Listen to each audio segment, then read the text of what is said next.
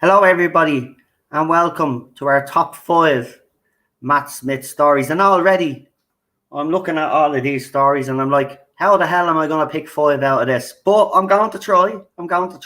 But I do have a guest with me, and they're going to give us their top 5 as well. This is going to be very interesting. But before we do all that, last night I made a bit of a boo-boo. I had told everybody that we're doing Power of the Daleks the weekend. We're not doing Power of the Daleks the weekend. We're actually doing Genesis. Genesis of the Daleks. We're doing that tomorrow because my guest has never seen it. So we're going to be getting, that's what we're going to be watching. We're going to be watching Genesis. So I made a boo-boo. It's Genesis. That's what we're doing. But let's bring on our guest because this will be a short stream because people are busy. People are busy today. So we'll get this done. So my guest is the one and only Queen Charlotte. Hello. You think it was hard for you? This was not easy for me.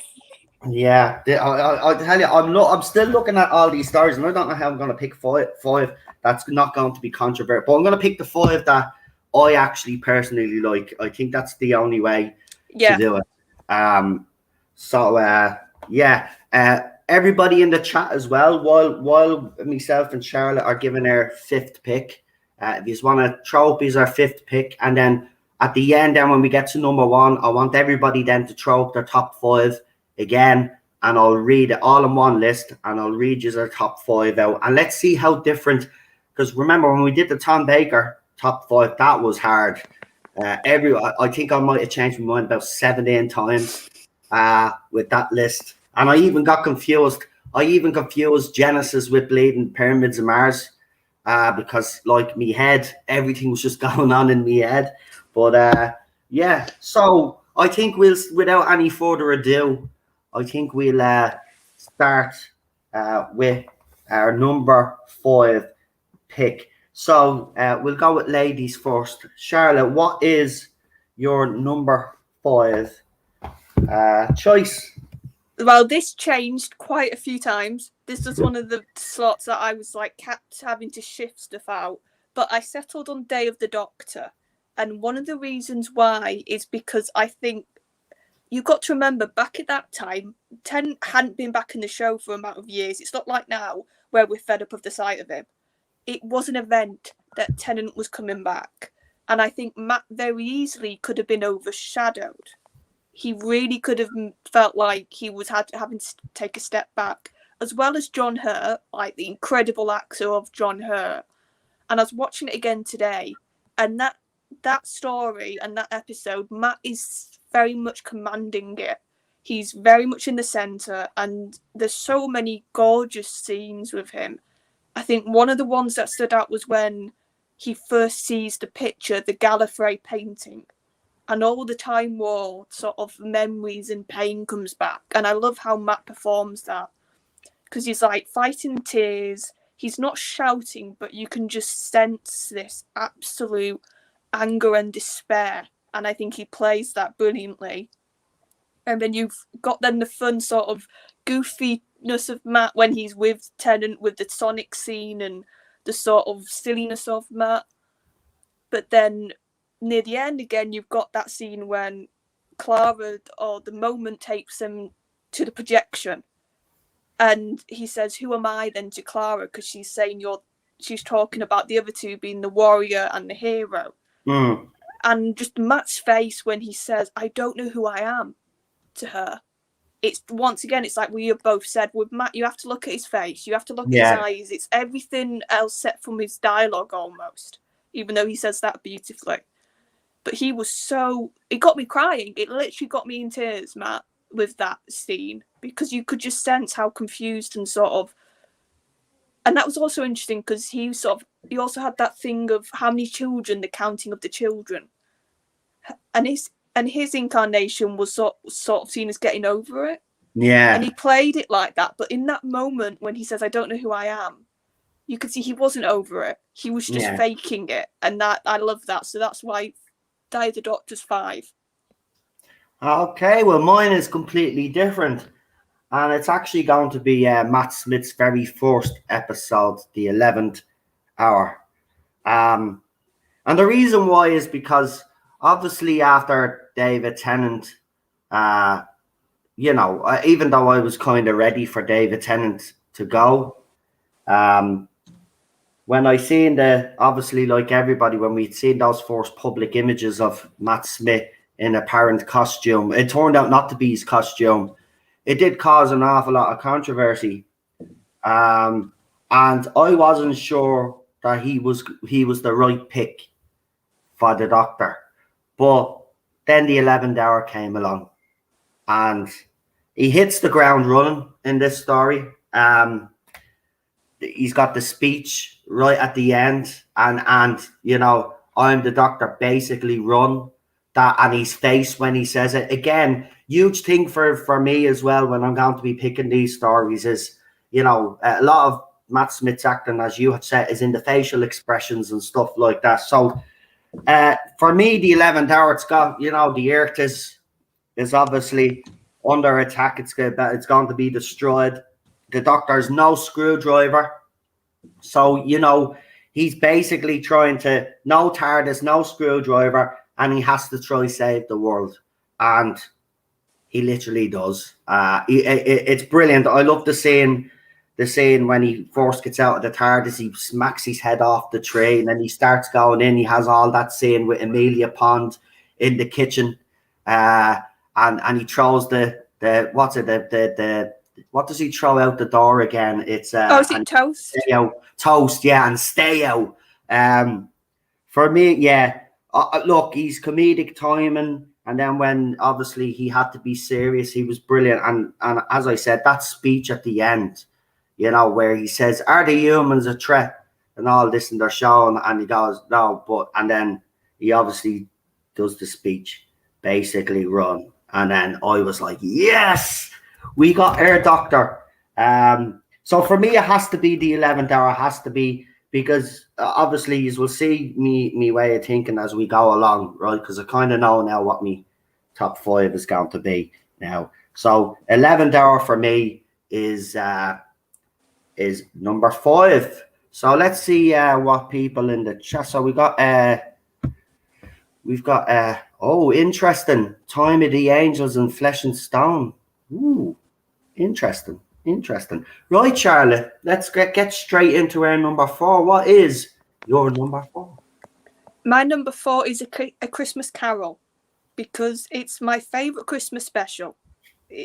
And I think the reason why I love this one so much is how the Doctor's written. I think it was really clever of Moffat to basically have like the Doctor almost mentor or like almost crash into somebody's life and to be there throughout their childhood and teenage years. I think Moffat, when he did do the child stuff with the 11th Doctor, it worked really well because Matt's Doctor worked very well with young children. It's sort of, like I sort of say, he's Peter Pan to me at times. So that's, but I just, and I think the theme in that story of life and immortality and sort of that is a very good theme to do with the Doctor, and especially the way Matt played it. That scene when, I always forget the character's name, Michael Gambon's character. That is when he's trying to work out whether he should let his girlfriend out because then she'll die. That's the last time she's got. And he does that lovely speech to him about how sort of life and how we have to sort of let go sometimes almost. And I just think I think Matt's very good at doing quiet moments. I like the quiet moments with Matt with 11th Doctor.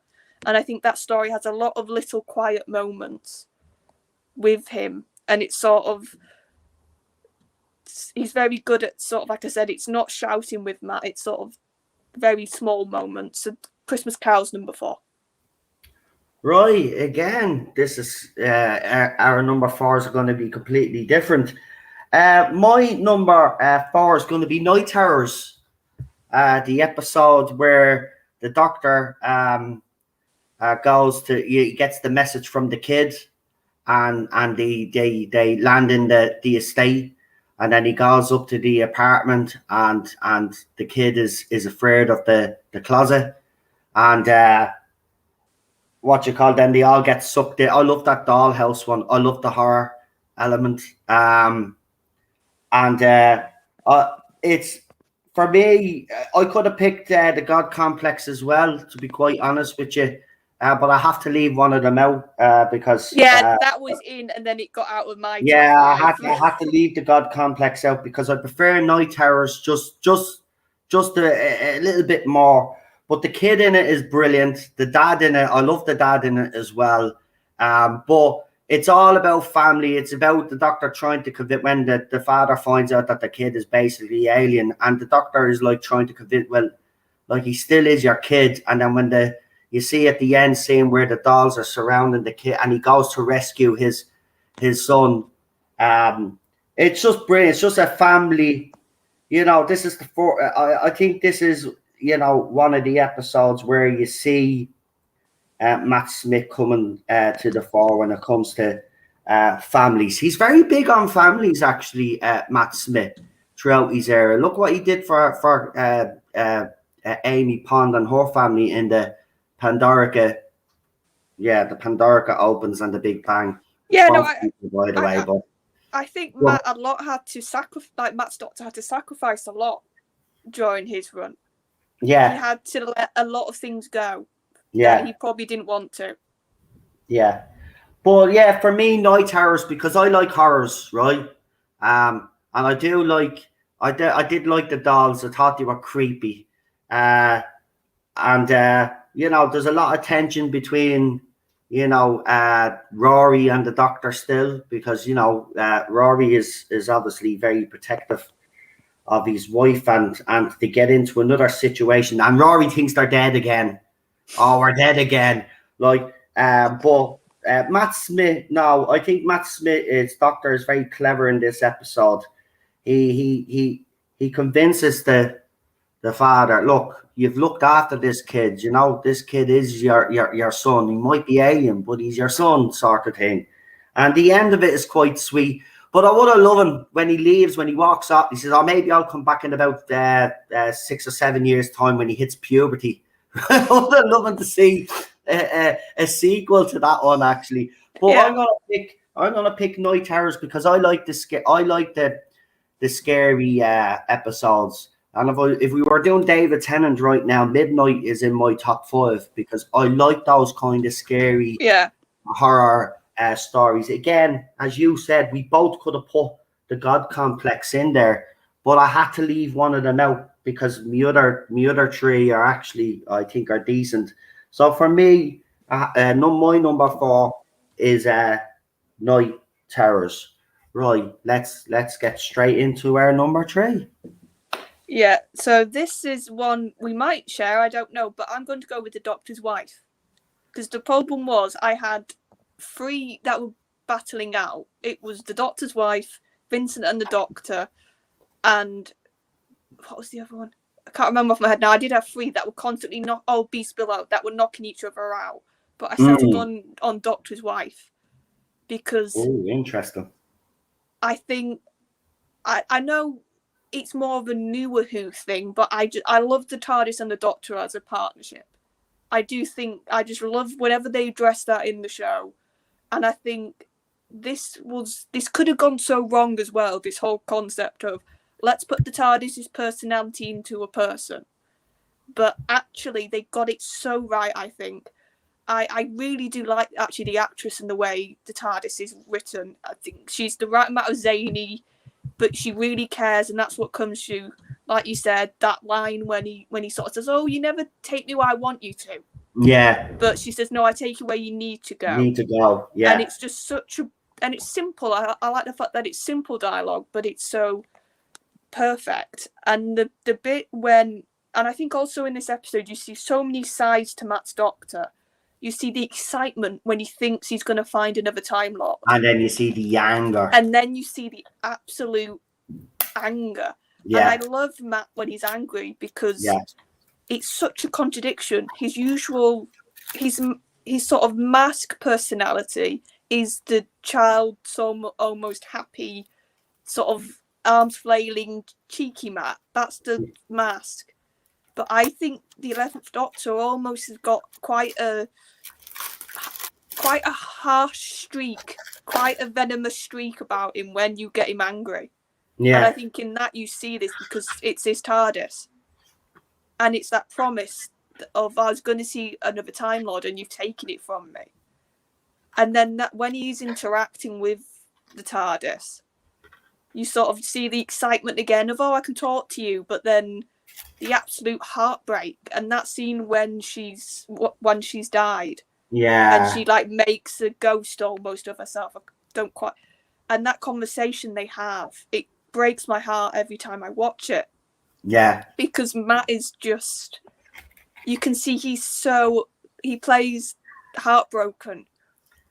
And then I love that line when she says, oh, I've got this big, big word. What does it mean? Oh, hello. Yeah. And it's like, and you just think that's such a human thing. Yeah. And it's like she wants to say hello to her doctor. And it gets me every time. So Doctor's Wife's third. Well, do you know what? We actually agree on number 3. Because I have the Doctor's Wife as my number 3 as well. And the reason for it is as you have said, the different emotions in this story from Matt Smith's Doctor is just unbelievable, and how he can just change on it. The range, yeah. And when he realizes, as you said, when he realizes he's being tricked and the Dalek, the Time Lords are dead, right? All those Time Lords are dead.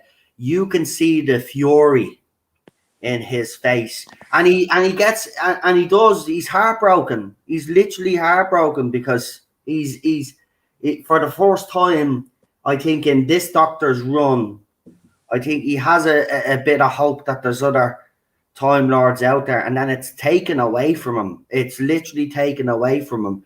But you're right, the sweet moments with the TARDIS as well. She's a great actress, by the way. She is rumoured, and I just say rumoured, to be one of the people that are in line to play the 14th Doctor. But I don't think that'll happen. But she is a great actress, and she plays it well. And there is a little, the flirting that goes on between the two of them as well is quite good as well.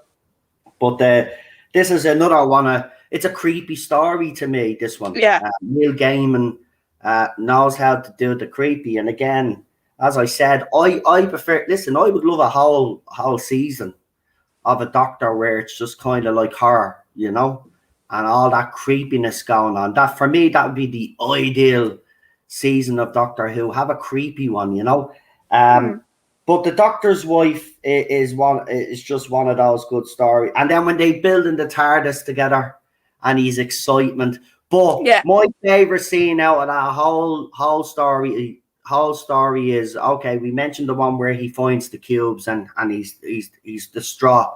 But I think my favorite scene is near the end, when he says, there's one thing you should never do. Do you remember when he tricks House into to kind of change it? And then he does the big speech then, and then he was 2 steps ahead or so. Well, what the hell is he doing here? And then he tricks House, and his face and the way he's talking, it's just seriously. And then it goes from that. Then Rory tells him, then, oh, she's dying. And you could see that he's heartbroken. And then he tries, as you said yourself, he tries to figure out if he can get the two of them to talk. And then there's the scene at the end where he's talking to Amy and Rory, and he's putting all the plugs together, and he's being real sweet to her and all. And then next of all, he says something to her. I forget what he says to her. And then the TARDIS then just controls itself and then flies him up. But you could see the kid in him in that one, right? He just had the emotion level, the eyes as well.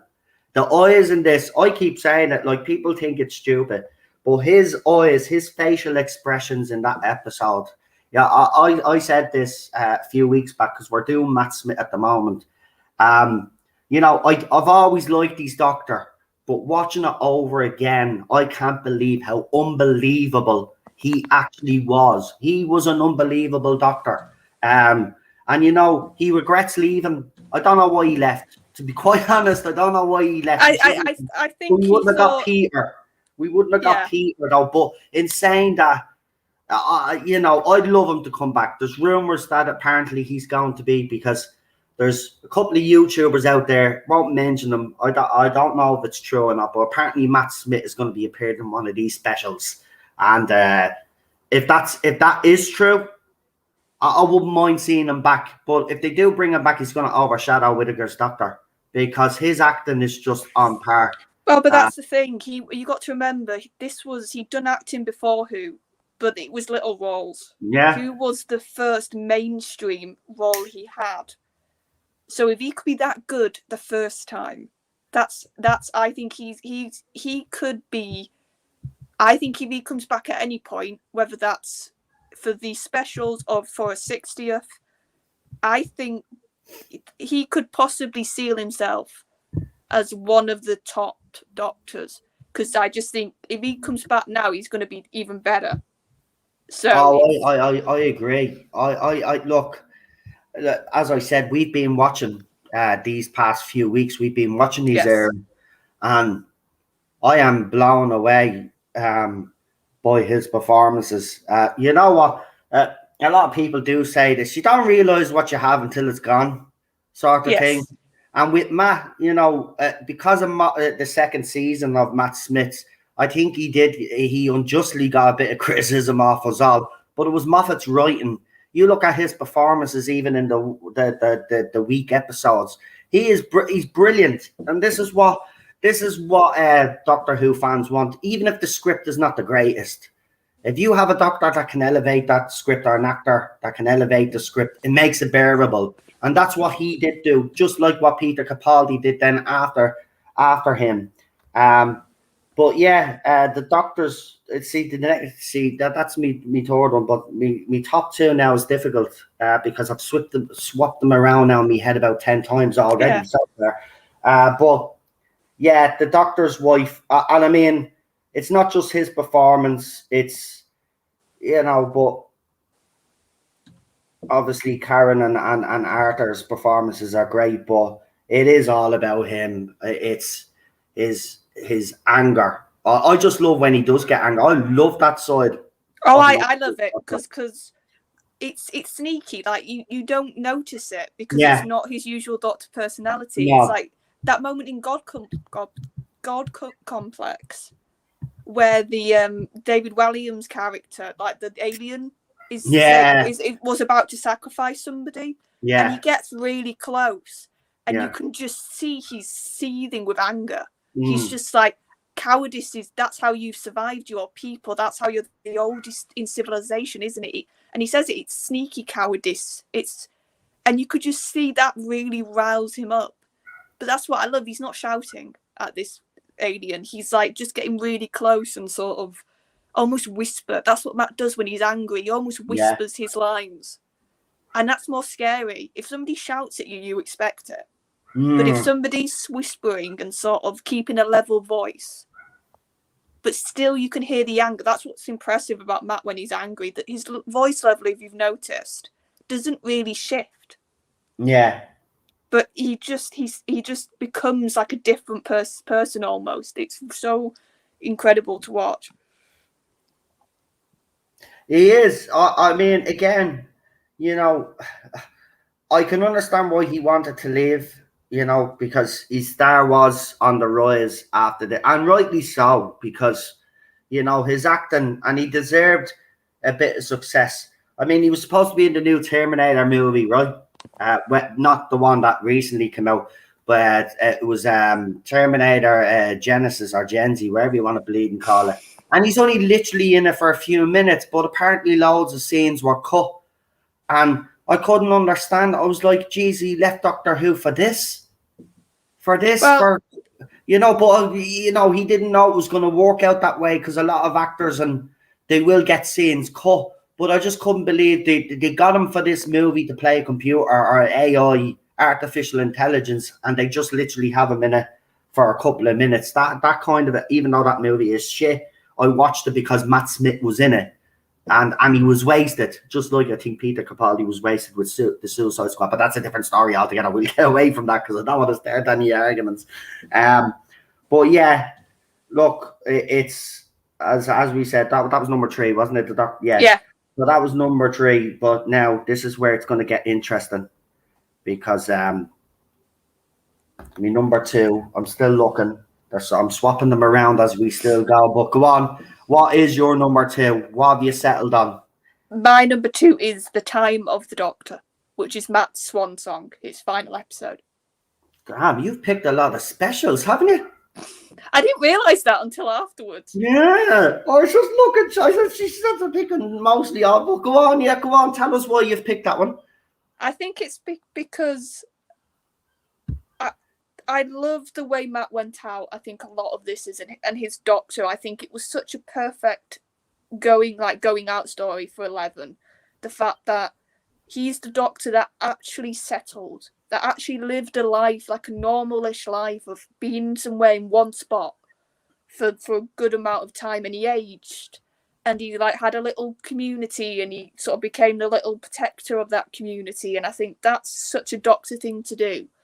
But the fact that we all said Matt was the young man, sort of was the old man trapped in the young man's body. Yeah. And I love the fact that Moffat ran with that. I don't know if he did it on purpose or not, and he let Matt get old. And I just think also it's interesting to see a Doctor who isn't so flippant almost about his life, because he does think he's not got any regenerations after this. Yeah. He thinks this is his end. So that's a very interesting spot to have a Doctor in, and to have an end regeneration, not be like a normal adventure where they just get something happens and they're gone, they're going to regenerate. It's a proper almost like a bit, not a funeral, but it's it knows, this Doctor thinks that he knows he's coming to an end. So I think that gives Matt a lot to play with, and he's very reflective. And I think it's interesting as well that Clara I had so many issues with Clara, but I quite liked her in this episode because she was sort of separate from the Doctor for a good chunk of it, and she sort of came in. And that scene when she does see him when he's properly old. I know, that is brilliant acting from Jenna, because you can just see the shock, I think. And I just, when he's in the makeup as well. Yeah, the vulnerability. You can see his vulnerability. That's the thing. Yeah. Yeah, and you can see she reacts to that. And then I think we've said this. His going speech, I think it's the best of New Who. And I don't think that's just because I adore Matt, but I just think it got the right balance between sort of being sad and somber, but looking forward. Because I think Tennant's was a bit too melodramatic. It was a bit too, I don't want to go, that sort of stuff. Yeah. So, yeah, but I hate that. I hate that regeneration scene. But Matt Smith's one gets me going. I cry like a baby, especially when Amy walks down the steps and goes, "Raggedy Man," I lose it. The tears are just, it's just. Tears. I think the bit that always gets me is when he says, "I'll always remember." Sorry, it's getting me now. I'll always remember when the Doctor was me. Yeah. Because I think, yes, that's probably a bit meta, and it's probably Matt speaking a lot in that. God, it is getting me now. But I think that's such a lovely sentiment, that a Doctor isn't sort of despairing of change. He's just saying, I'm going to remember when I was in this body. And it's sort of, no, and I'm Raggedy Man as well. Oh, man, you're getting me going now. You're getting me going now. Yeah. It is. It's one of the most, for a fan, it's heartbreaking. It is. I see now. See, this didn't even feature. I have to say, I didn't feature this at all because my top 2 is completely different. But now that No, I'm not going to change my mind, but No, don't. I do agree with your choice. It is a good choice. I mean that is, and I do love that line. I'll remember every single line of this. I'll remember when Doctor was me. when the doctor was me. That is just, yeah. And even just like the taking the bow tie off quietly, Yeah. and sort of, and it's just, and like I said, Raggedy Man, I think that is one of my favourite companions coming back moments. Yeah. Because you've got all the pictures, and it's fully full circle. That it's like you're going back to the 11th hour, you're going back to child Amy, but she's grown up. And it's a lovely mixture. And it's like, I love the fact that Matt's doctor doesn't say anything. He sort of just I think he just touches her face, doesn't he? Yeah. And it's just like, so, like I said, when Moffat is not getting too like caught up in his own almost story, he's brilliant. And I think that's restraint, actually, that sort of whole bit, because it got a bit with Peter. I felt like his speech went on a bit too much. It could have gone with sort of going a bit shorter. Whereas with Matt's, I felt it was just the right amount. So yeah, time with the doctor. Wow. You know, you've picked some good start. I have to be honest, you have. But I'm gonna surprise everybody now, because my number 2 choice is going to be Vincent and the Doctor. See, that was always sort of circling mine, but I was like, yeah. Nah. And the reason why I pick this one in particular is because, you know, you could see, this is the one where he tries to make Vincent feel good about himself. Obviously, we get that scene at the end, and again, I break down like a baby when he brings Vincent to the gallery and he sees all his work, and then you have Bill Nighy then with his speech, you know, basically telling what Vincent van Gogh means to him. But going forward or back during the episode, you could see the childlike behavior of him at the start of this story. He's all excited to land there to meet him, yeah. Yeah, and then they meet Vincent, and then they go back to his house then, and then the doctor can see that Vincent is hurting. He could see the way the community is treating Vincent, and he takes it upon himself to basically try. Okay, he's there for a reason. He's there to find this creature that he sees in the picture. But it becomes more than that. Then he could see how depressed Vincent is, and he tries everything in his power to try make the man feel good. And that scene in the bedroom where he goes into Vincent, tries to get him up out of bed, and Vincent's reaction, and you can see the doctor's reaction. He's like, he's taken aback. He's like, he's trying to help, but and Vincent saying, leave me alone. And they go, okay, I'll leave you alone. And then he goes down to Amy and says, right, we have to like get out of here, figure it out ourselves. And then Vincent comes down, and then he tries to talk to Vince. He says, I don't think you're mad. You know, I think you know, you're not mad. You're obviously feeling down, or whatever the line is he uses when they're walking, and then they see the funeral entourage coming along, and then you could see, you know, the doctor could see how people are looking at Vincent, and he doesn't like that. Again, there's a lot of with Matt Smith's acting. It's all in the eyes and the facial expression, and you know, they have, as I said, they have that sweet scene at the end. But when they go back to the gallery after the fact, right? Yeah. And Amy is all excited, but he already knows. He already knows it's not going to make a difference. And then he tries to, again, then he tries to be calm Amy down and all this. And then obviously she sees the sunflower, and then for Amy, and the doctor's reaction to that is, oh my God, you know, the ultimate ginger line. The ultimate ginger. Well, yeah, and it's that speech, isn't it? And that's one that I've, in the last couple of years, I found myself going back to a lot of.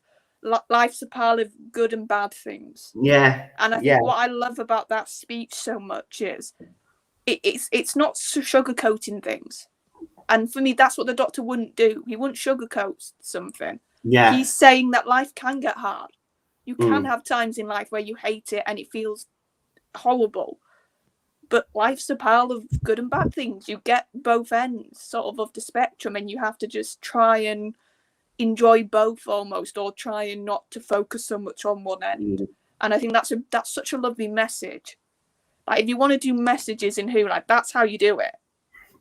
Yeah, and again, remember the reason why the Doctor brings Amy to go and see Vincent and stuff is because in the episode before, remember, or a couple of episodes before, Rory. So again, this was showing another side of the Doctor. You know, that he was, you know, he knew that Amy, obviously she didn't know why she was getting upset and stuff like that.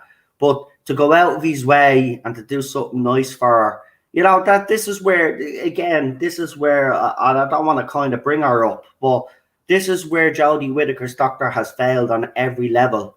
You know, there's none of that kind of humanity, you know, if you want to call it that.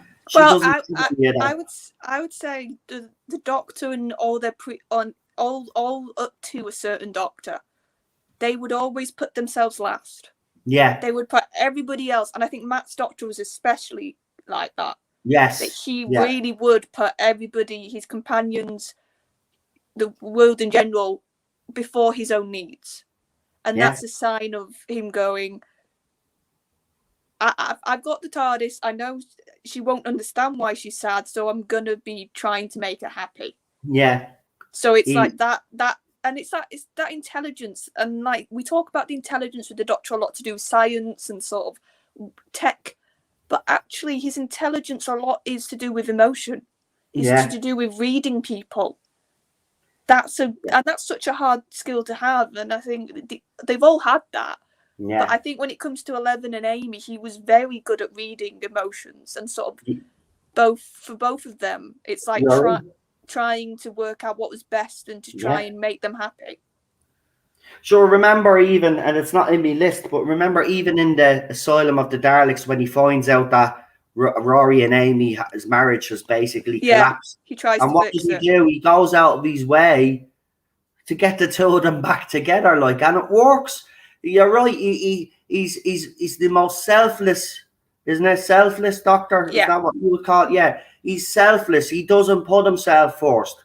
You're right. He thinks of everybody else, and that's been a common trait throughout Matt Smith's run.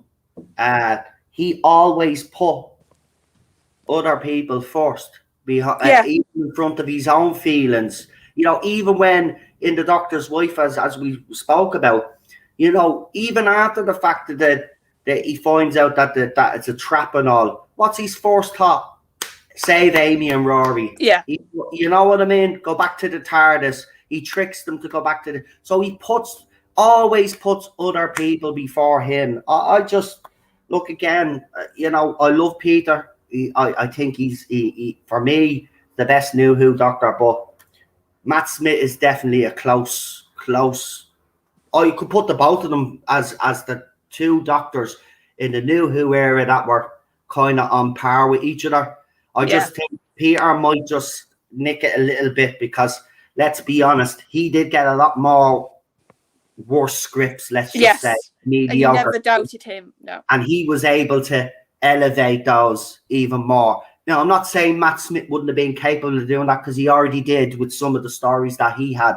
But he had a lot more better stories than Peter Capaldi. There's a lot of duds with Peter Capaldi's Doctor. But Vincent and the Doctor is number 2 for me. And, you know, I could have easily put that number 1. But I'll stick at number 2 because I have to be honest, my number 1 are my favourite. It's actually a 2-part story, actually. That's my number 1, but I won't say that yet. Yeah.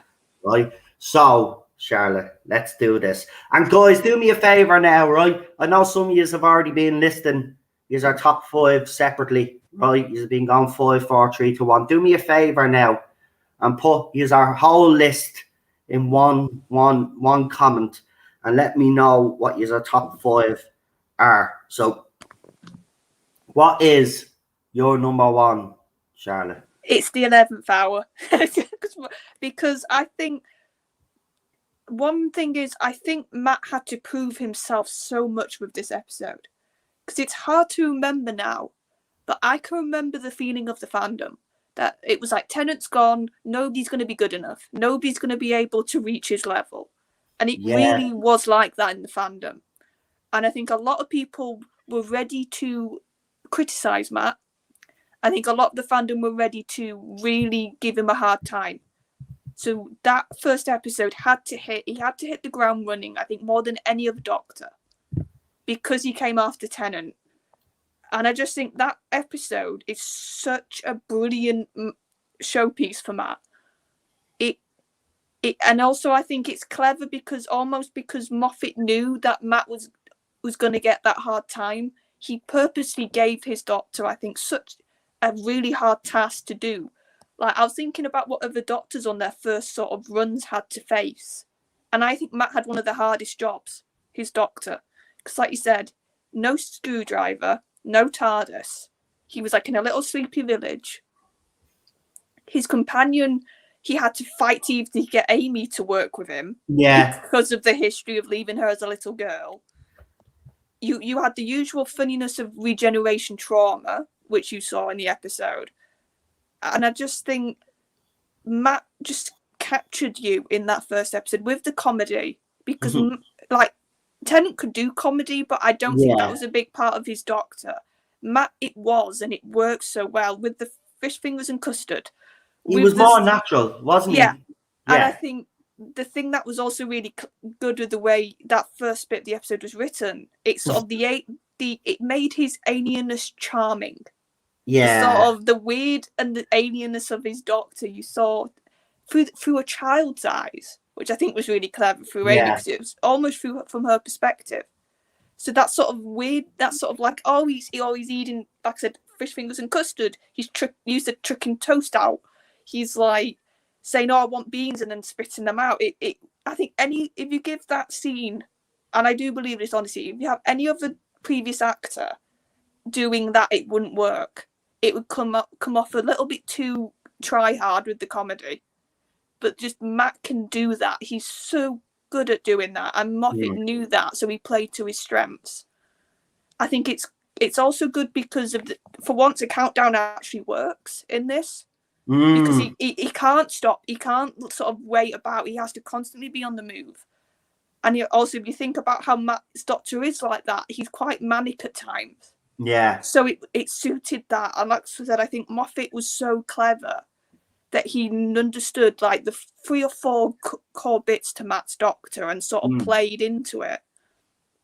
And I just think, and like I said, by the time you get to face him in the hospital, facing the Atraxi, and the sort of the making all the phones go to 0, like that's because that shows the cleverness. Clever, actually, yeah. And he's, like I said, no, he's not got the Sonic and whiz something to do that. He's had to go and like find Jeff and with his laptop, and it's like he's had to really use his intelligence for that.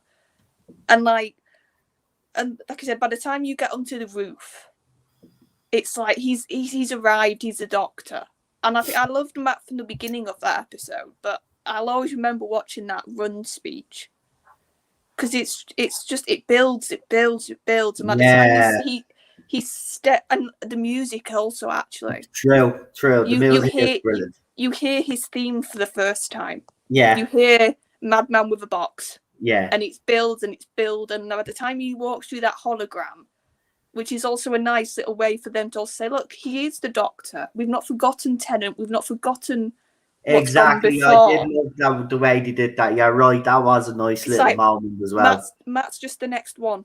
And it's such a clever shorthand to do that. And by the time he just says, I'm the Doctor, run. And it's like, I said, I don't know if it was a bit also of a throwback to Christopher, because what did he say? Run. Yeah. That's how we met the 9th Doctor. So it could be also a bit of a fun callback to that. Yeah, but that's right. When he grabs Rose's hand for the first time in the store, and he goes, run, and he grabs her hand. Yeah. Yeah. But this, like you said, that run was just like a manic. Come on, you need to get out. You need to survive. Yeah. This is a threat. This is the doctors saying, you don't want to face me. You run, and it's like I said, it's also like a good way to establish like Matt's got just as much presence as Tennant. He can make an enemy run away just by saying it. Mm. And like I said, you've got this really, and especially in 11th Hour, he looks so young. Like Yeah, he does. Throughout all his run, because we've been watching it, and he does look so. All of them do. It is. They were all so young when they took this role. Karen and Arthur and even Matt, and this is this is why I think Matt is a favorite of a lot of people, because you are right. You know, when he was cast, there was a lot of. He was There the was a underdog. lot of, oh, is he the right choice? Too young. Then when people seeing a photo where they were trying on different costumes, but obviously that wasn't the one that they were going to settle with. They were like, oh, what's going on here? Like, people weren't liking it at all. And he did surprise. I will say that now. I can understand why you picked 11th Hour as one. I know I picked it as me 5th choice, but you will understand when I give you as me number 1. But you know, there was a lot riding on this. It was either going to be hit or miss, to be quite honest, and he hit big time. And that speech, you're right, that speech up on the roof, and you see all the other doctors, and then he goes through the hologram, and then he goes, and it's also the dicky bow. He fixes the dicky bow, and then he goes, yeah, I'm the doctor, and then basically run. And then he just see the attraction, just, oh man, brilliant. But I love when he summons the Atraxi back as well. And then Rory is like, did he just like call the aliens back? Did he? And then what you call it, when he goes up onto it's brilliant, man. The way Moffat did it, you're right. The way Moffat did that was just unbelievable. But this wouldn't have worked if Matt Smith hadn't been so good. No, and like I said, I think in interviews you can see how much Moffat was nervous. Yeah. And it was like, but I think he knew what Matt's strengths were, so he played to them all in that episode. He did. Which kind of boggles me down when he got to Peter Capaldi. You know, yeah, why not play? Not play to his strengths, but he did eventually. I will say that. But yeah, is there anything else you want to add about the 11th Hour before we go? What that was your number 1 before I go. Yeah, and just very quickly, I love when he shows Amy the TARDIS. That's at the end, and you almost think, oh, we're not going to get TARDIS reveal, and we do, and the whole his little speech he gives there. It's because I think it was sort of very much Moffat saying, I want to explore the one, almost like we said, the fairy tale, the wonder aspect. Yeah. So he's sort of doing that. When he comes back and he says to Amy, he says that, I just took her a quick hop around the moon. Right, and you can see the child, like, you know, he sees it, even when he sees the oh, you sexy girl. What does he say? You sexy girl or something like that. I'm like, did you know what, Dad? But it is. I put it in my top 5. It could have been very easily number 1.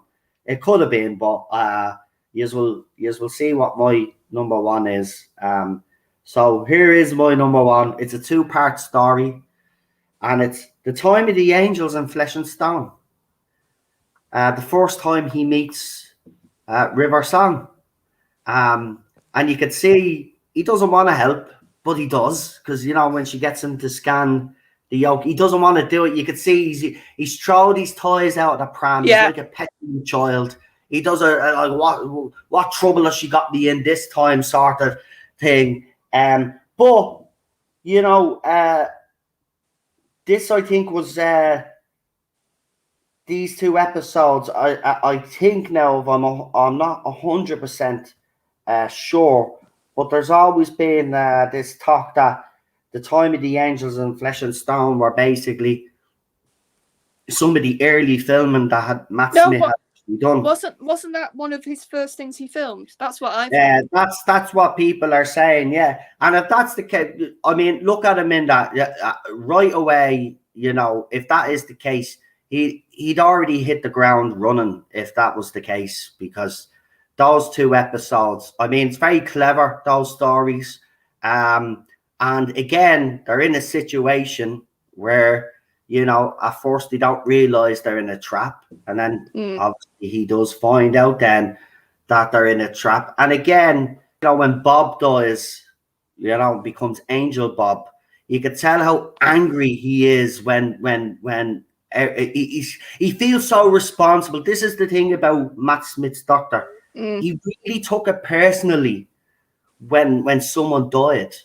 You know? I think that's because he made a lot of promises, his doctor. Yeah. Like, oh, I'm going to get you out. Like, all doctors have done that, but I've got a feeling Matt's doctor did that more than most. So that's why he took it really harshly. Yeah, and I love this because there's a deadly threat. You know, you got the weeping angels. You know, when Karen or when Amy is stuck in the truck, if you remember, do you remember? Yes. And he's trying to get, you can see the panic. Oh, it's deadlocked, and you can see it. You could tell that he knows he's out of his depth, but he's going to try goddamn hard to get everybody out of that situation as much as possible. And he tries everything, but it's very cleverly written by Moffat because at the time we didn't realize that there was actually, you know, there was two doctors there. He played two versions of himself there because in one scene he has his jacket on, and then in the other scene when he approaches Amy when she's blind, we didn't know that was the doctor that was stuck in the void. Do you remember when he was stuck in between the space? Oh yeah, you just thought, oh, it's just like a production thing that he's just not got the jacket on. And he's there to no, that was done deliberately. That's why. No, that's what I'm saying. Yeah, because we didn't know that at the time, of course. Everybody thought that was a mistake. But it's great because you can already tell, you know, he's trying to get her to remember. You know, he's encouraging her. Remember. And then even your parents will be there if you just remember them, you know, because we get to obviously then further down the line, the Big Bang, or the Pandorica opens and the Big Bang, and then you see that scene again, if I remember. Yes, because he goes through. And then it explains it. But yeah, I just love this because he takes everybody's death personally. You could and the way he tricks the angels. I mean, but Matt Smith's acting. This is why he gets it for me, because if this was the first block that he filmed, right? Because they do sometimes film him out of sequence. If that was the first block and that was the very first couple of scenes that he did, you would think he was in that role for years. Oh, you would absolutely believe that he was in that role for years because, I mean, his acting was superb in that. And I did love the banter between him and River Song. I just love the look. I know people. I've always said I don't like the Doctor being in relationships, but I could kind of accept with Matt's doctor that there was a bit of a love thing going on between him and River, and you believed it, you know. And as it gets further down in the seasons, you know what she's willing to do for him, and then he basically, when he's the Tesseract, do you remember? And you look into the eye, and then she realizes. But yeah, for me, because I love the Weeping Angels, and I think, you know, Blink for me is overrated. I've always said it. It's a good story. I'm not going to deny that. It is a good story, but it's overrated. I think this is the best Weeping Angel story that we got, that two-parter. But you can tell the bishop, or whatever you call him, the main cleric fella, doesn't trust the doctor, and he kind of has to, you know. And then the doctor says, "Well, do I have to fight you too?" You know, that sort of attitude. He was willing to take them on to get out of there because he was, you know. I just look. Matt Smith. And I think also that it's another thing for those episodes why I was thinking, if I was like, oh, do I want to do them as one thing? I think Matt was good at taking sort of quirky dialogue, if that's the right term, and making it natural. Because like, you've got that whole scene when he's back in the ship and he's sort of like talking to Bob Angel, and he says, "Oh, I made you say comfy chairs," and like stuff like that, like just little bits of dialogue that he just made sound natural. Yeah, it wasn't natural. Wow. Just yeah, brilliant. We done those stories only a few weeks back, and you know, again, as I said, you can, you know, when he realizes they're in the trap. But I love the end of the first episode where he picks yes. the gun up, and I remember being shocked by that, right? Because when he took the gun, because we didn't know what he was going to do at first, but when he took the gun, I was like, "Oh my God, it's that serious that he's after taking the gun. What's he going to do here?" Oh yeah, and also Matt's acting. It was just like, but I love the he's part got that. where he's standing there and he tells everybody to jump, but he's jumping, right? He does the action, right? And he says, when he says you'll see the signal, and when you see the signal, jump, right? I love that. I'm actually after getting up off the sofa, by the way, guys, and actually jumping. You can't see me, but I love that scene. Look, I just, those two stories for me, because I'm told. And I think we read somewhere that they were probably the first couple of scenes that he filmed.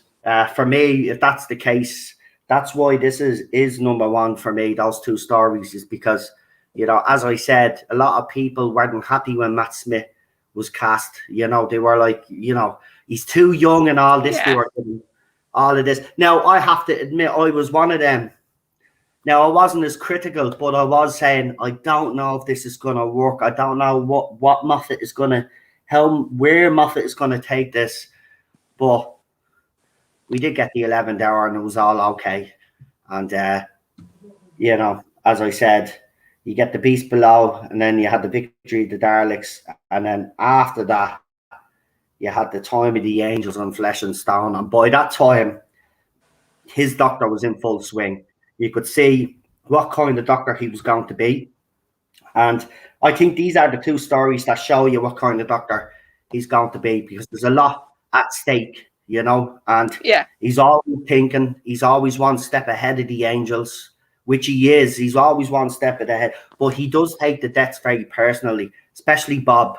But when he tricks them, when he gets them and tricks them, and you just see his face, that's when I'm like, yeah, good choice, Moffat.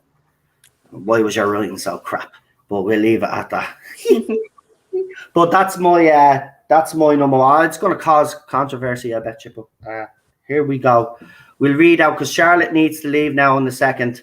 So I'll do this very quickly. Actually, Charlotte, it is 5:30. Do you want to give the channel a shout and I'll let you go because you did say you have to go. And you can always talk through some. Yeah, I'll do the top five, and I'm going to go ahead. So me and Daniel will be live later today. We're doing our Sheen for 14, just sort of our little adding to the campaign. So at 7 to join us there, and it'd be about an hour and a half. We're thinking because poor Daniel's voice is probably a bit not 100% today. So see us at 7, and then I'll be here at the weekend for Classic and New Who. That's it, Genesis.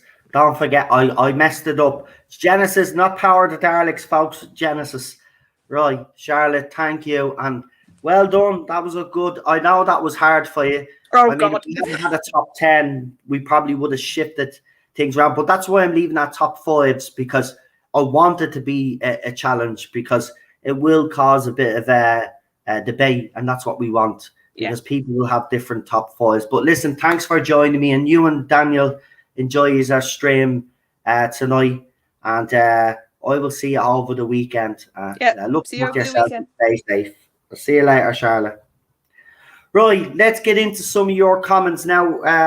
I'm going to start off with David Rayner. I'm up that far, so let's do it. So David Rayner says for him, his top 5 is Time of the Angels. Number 4 is The God Complex. Number 3 is The Girl Who Waited. I could have put that in my top 5 as well, actually, because that's a heartbreaking story. Number 2 is The Pandorica. And for David, his number 1 Matt Smith story is The 11th Hour. Right, let's keep going with these. Let's see. Why is the chat gone like that? Hold on. Right. As I said, guys, if you want to put your top 5 in now, put them all in one list, do it now. So let's see, where were we? We did David Rayner, so I have to go right up because right up. Where's David's comments? And then we move on. Oh Jesus, is it that far? Hold on. Right, we've got yeah. I can see most of you have these are top 5. Just bear with me. I just have to go back up to where David Rayner. There, right. So there we go. Right. So for PD Rich, number 5 for him is the Snowmen. Number 4 is Nightmare in Silver. Number 3 is the Pandorica Opens. And number 2 is the Time of the Doctor. Number 2 is Time of the Doctor. And number 1 for PD Rich is The Doctor's Wife. Enigmatic Joker. Number 5 for him is The Day of the Doctor. Number 4 is the Pandorica Opens. Number 3, the 11th Hour. Number 2, The Doctor's Wife. And number 1, Vincent and the Doctor. Some good choices there. Sadako 24. Asylum of the Daleks is his number 5. Number 4 is Day of the Doctor.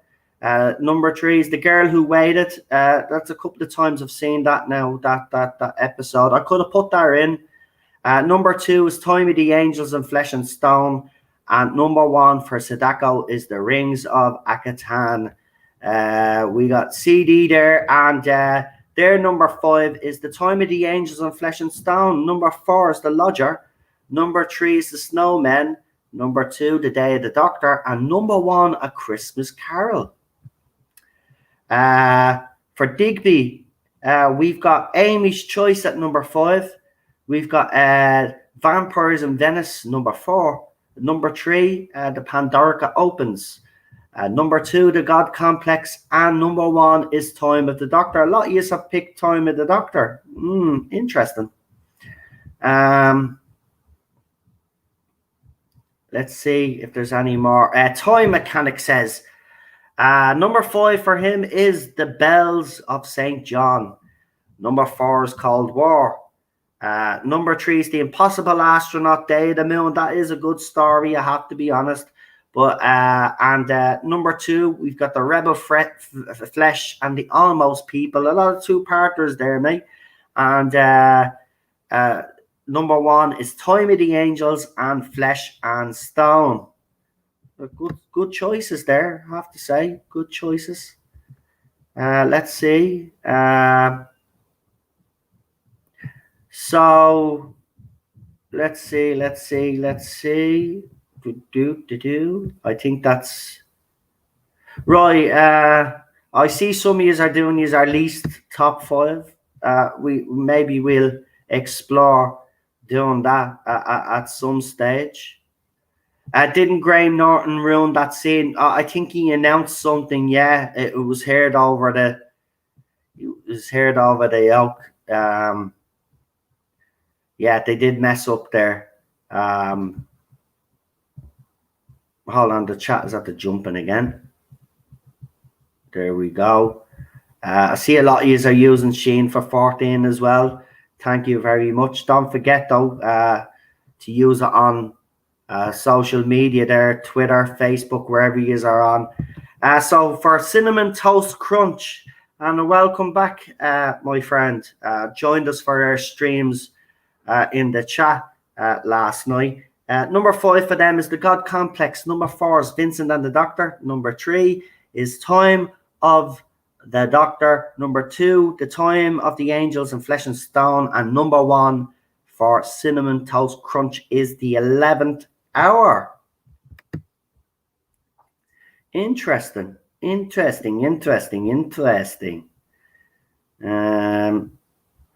And the wife says, Teddy says, well done on slow mode. No problem. See, I've sussed it out. I'm not a boomer anymore when it comes to this.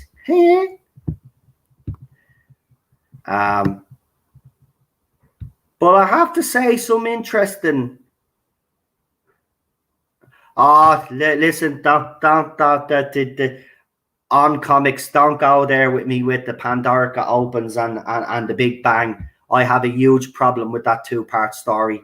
I think everybody knows that, to me, none of it makes sense. But I'm not getting into it again because it did cause a big heated debate. There's no way he should have got out of the out of the Pandorica in the first place and stuff. But we won't go there because it'll be a big, huge debate again. I'm having a big debate about this, about those two stories again because, yeah.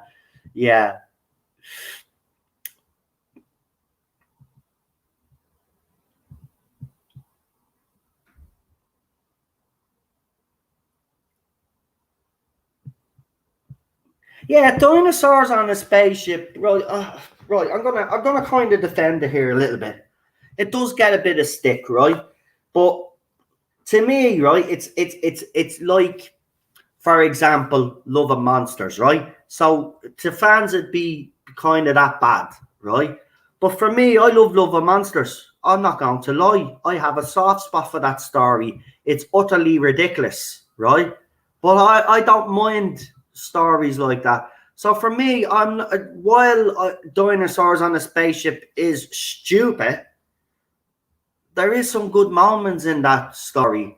And, you know, we've got Rory's dad joining them on an adventure in this story, if I'm correct in saying. Wasn't Rory's dad on the spaceship with them? And he has the tennis ball, isn't it? But, yeah, I didn't mind that story as much as people...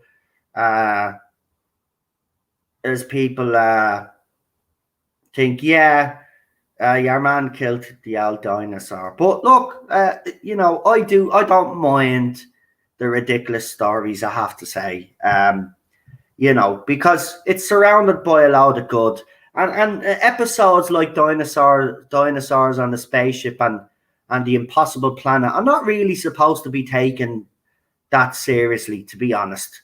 And that's the way I look at it. If you don't take them seriously and just sit back and let yourself go, a bit like people who like the Suicide Squad and the Tomorrow War, you know, take your brain out of your head and just sit back and watch it, and you will have fun, you know. You know, this story wasn't overcomplicated, but it's not as bad as Hungry Earth and Cold Blood. Again, those two parters do have some moments in it, but it is flawed to bits. It is, I will admit that. But I do have a soft spot for Love and Monsters and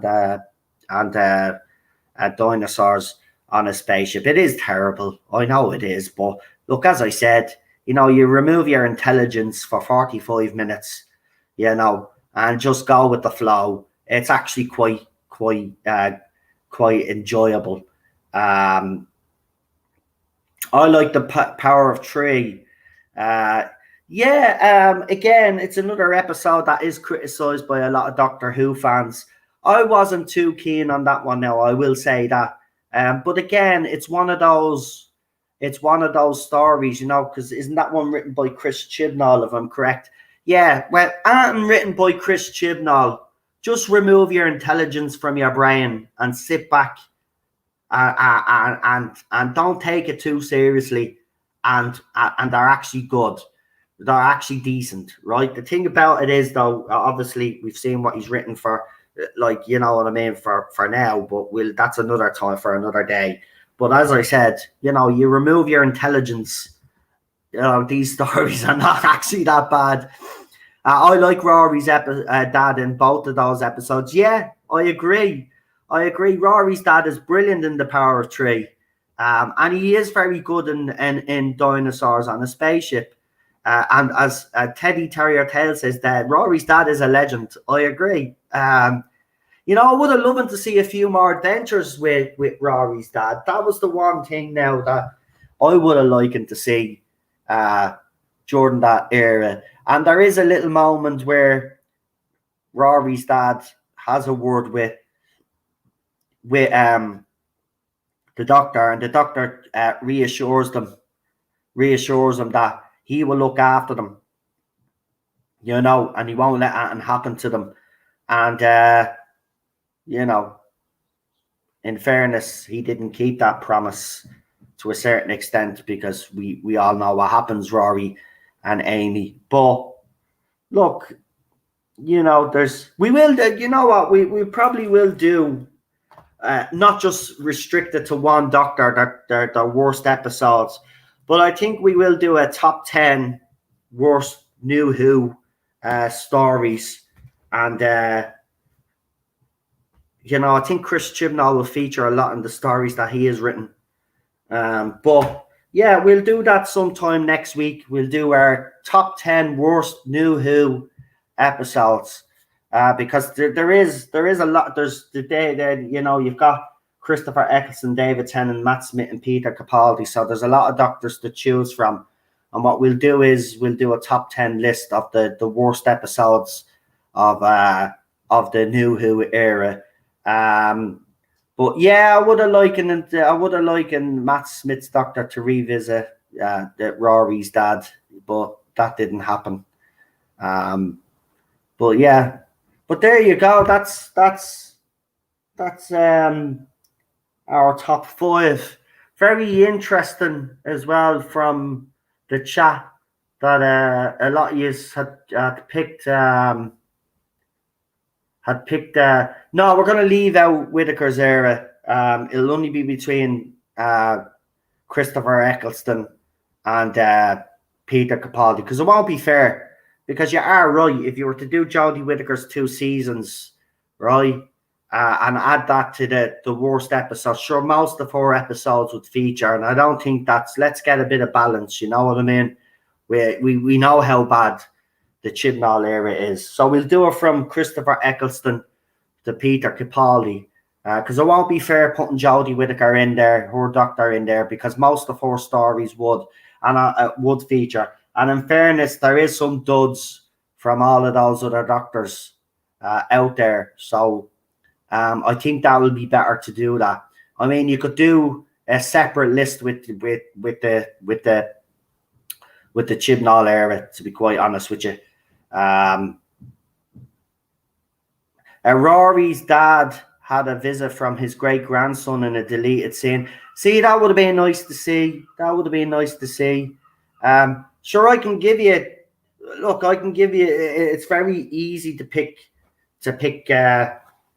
Look, I'll do it right now. Right, if people want to know what. Right, hold on.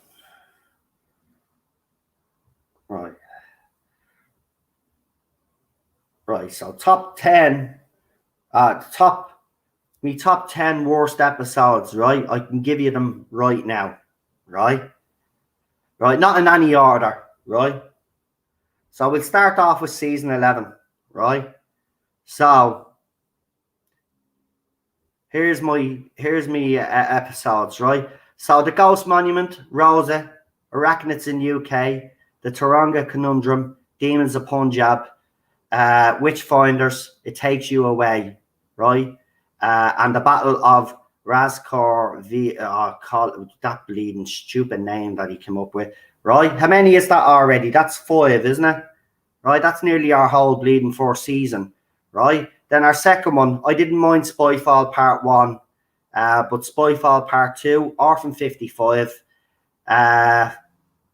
Praxius, Can You Hear Me, and The Timeless Children. So that's 10 already. So there's only a few episodes that get a passing grade for me, because they're not too bad. They're not the worst ones, but already, see, it'd be very easy to do a Jodie list. But we'll do her. I mean, you could nearly feature every single episode that she's done. There are 1 or 2 exceptions, maybe, that are slightly better. I'd say out of the 2 seasons that she's done, I can confidently say that there's probably 3 episodes of that era, of her era, that I could probably tolerate, but at the same time, I'd still be giving out about it to a certain extent, if you know what I mean. It's just the rest are so bad. And when you actually go back and look at both eras there, right, both seasons, you can actually see how bad this era actually was, right? But seriously, man, you could literally fit all of her stories into a top 10 worst episode. And I think Cheryl actually sent me an article, and then everybody started posting it. They'd already I think it was Digital Spy or someone like that had done top 10 worst episodes, and literally I think 7 or 8 of Jodie Whittaker's episodes had featured. So that's how bad it is. That's how bad it is.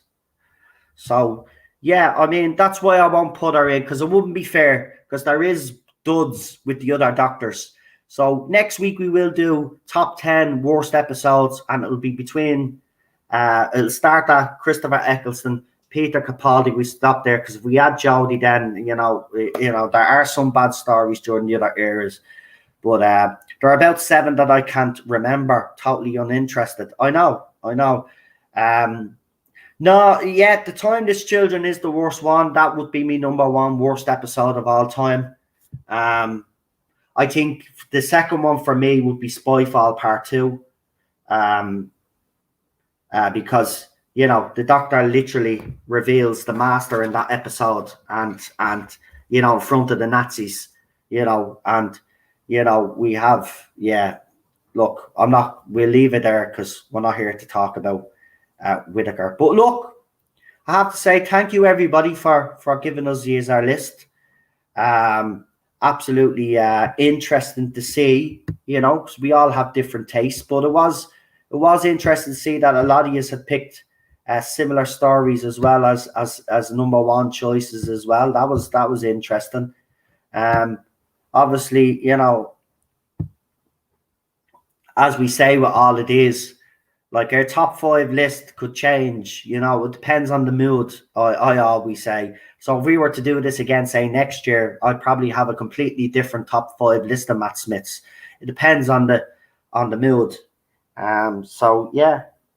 So interesting, I have to say, folks. Well, listen, right, we're back tonight with Contact. We're going to have PD Rich join us, because he's going to be showing us some of his merchandise and stuff that he's created. He's going to be coming on. We cannot, unfortunately, share any funny videos anymore, because Facebook are being dicks. They literally took down my streams on Facebook, because apparently I'm not allowed to share doggy videos, but I can on YouTube, but on Facebook I won't. So we're going to do something slightly different for this one. It'll still be fun, and of course we're going to be talking. And I've got a few things as well to talk about. Of course, I've watched the first episode of What If, so I'm going to give my opinions on that.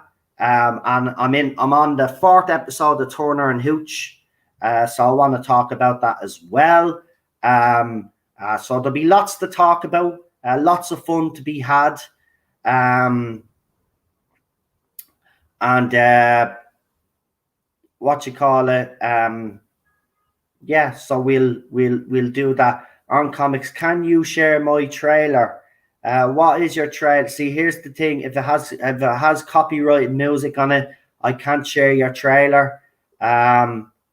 If it doesn't, I'll be I have no problem sharing it. If you want to give us a little bit more detail of what your trailer is about, then yeah, let me know, and we'll see if we can play the trailer. What's the name of your YouTube channel? Is it On Comics? If it's On Comics, I will check.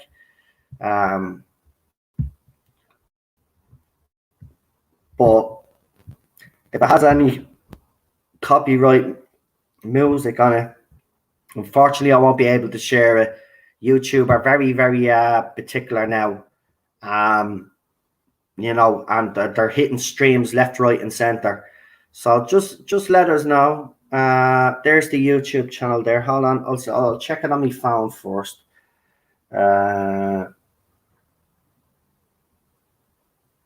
Well, let's see the trailer. Is this the trailer that you've been sharing with everybody on Twitter? Because When I went in to click into it, it said message wasn't there. So it's not letting us see it. So let's see on comics. Is that the name of your YouTube channel? There you go, 45 subscribers. So is the trailer called Temple of the Tiamat pre-launch trailer? Is that the one you're talking about? Yes, but don't play it. As I had to non-monitor. Ah, right then. Right. Well, what I will do is I will share it on my social medias for you. How about that? Hold on. I'm just going to mute myself for just a second here, just to see. I just want to take a quick look at this trailer, folks.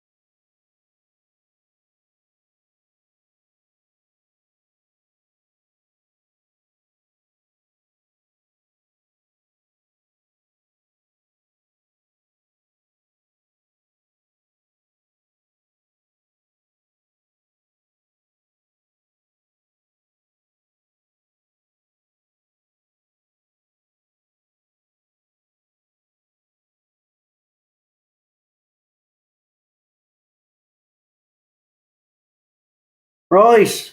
Right. Obviously, I haven't watched the whole lot because it's 3 minutes and 41 seconds, and I haven't been gone for 3 minutes and 41 seconds. But what I have seen on this trailer, that's yeah, loving the artwork. Loving the artwork. I will obviously I will share that for you. Actually, I don't think I've subscribed, so I've subscribed there as well. If people can subscribe to the channel, please do.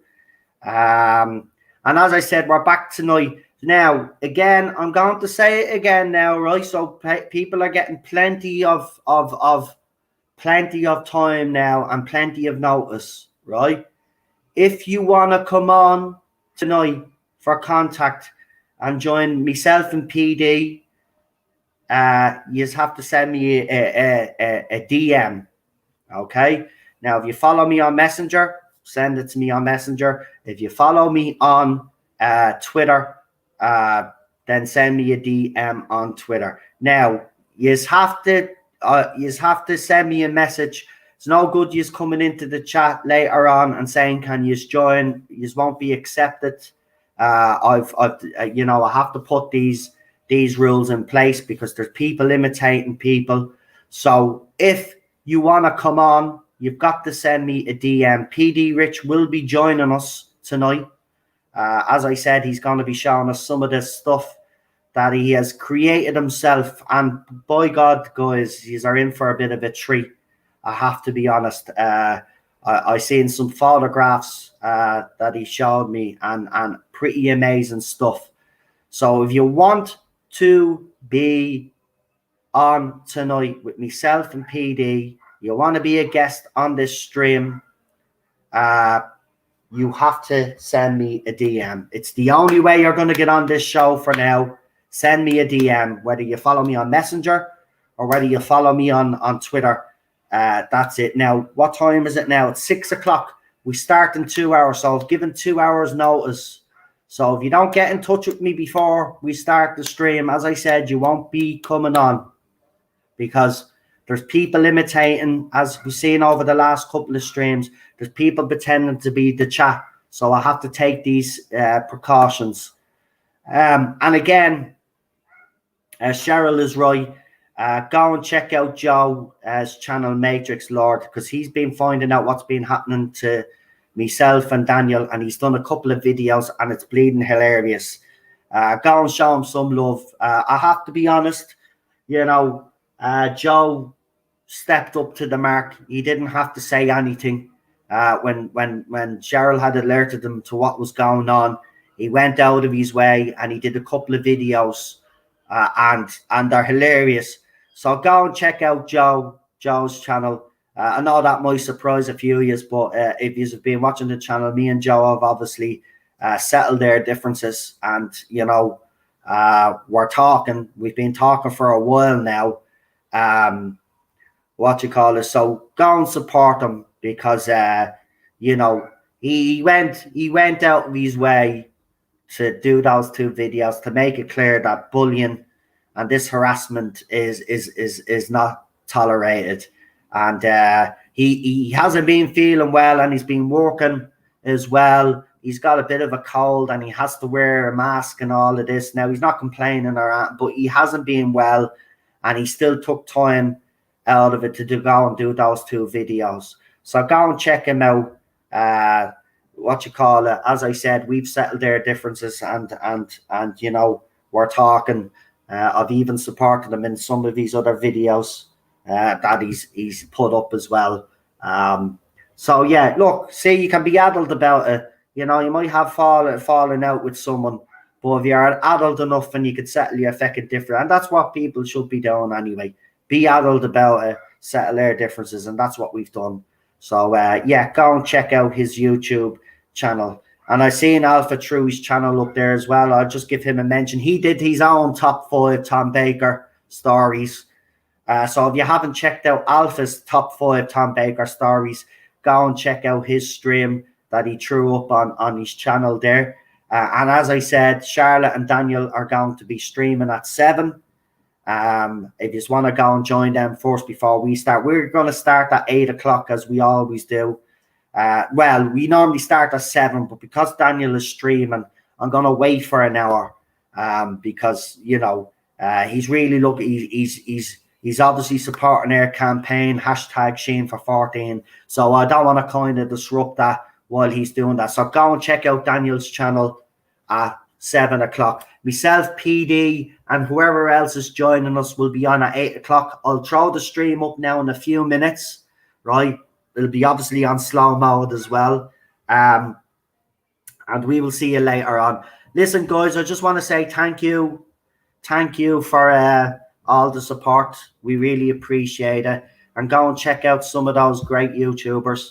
And we will see you back here later on in a couple of hours.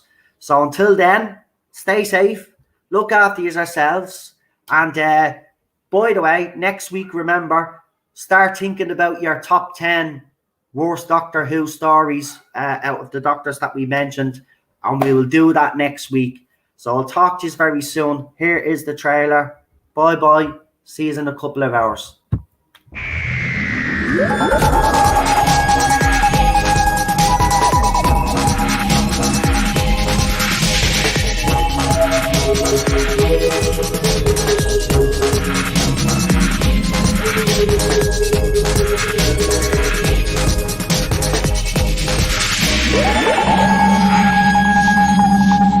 Why not? Just to the end. Just be kind. Actually, hold on. I was going to go there, but you know what? Joe is actually sending me a message of his top 5, right? So I want to actually read out his top 5 because, as I said, he's been very good to me, I have to say, behind the scenes. He's really, of course, with the silly arguments that we had over the last couple of years, I'm glad we've been able to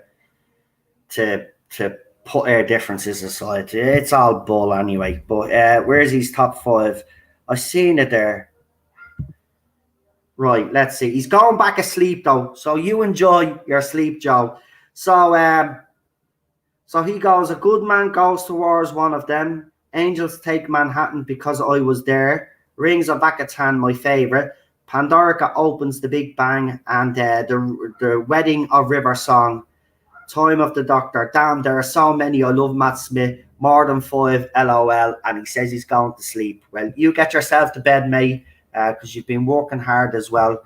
And listen, I'll talk to you soon. I'll talk to you all very soon. Have a good one, folks. And as Cheryl said earlier on, be kind, be kind, be kind.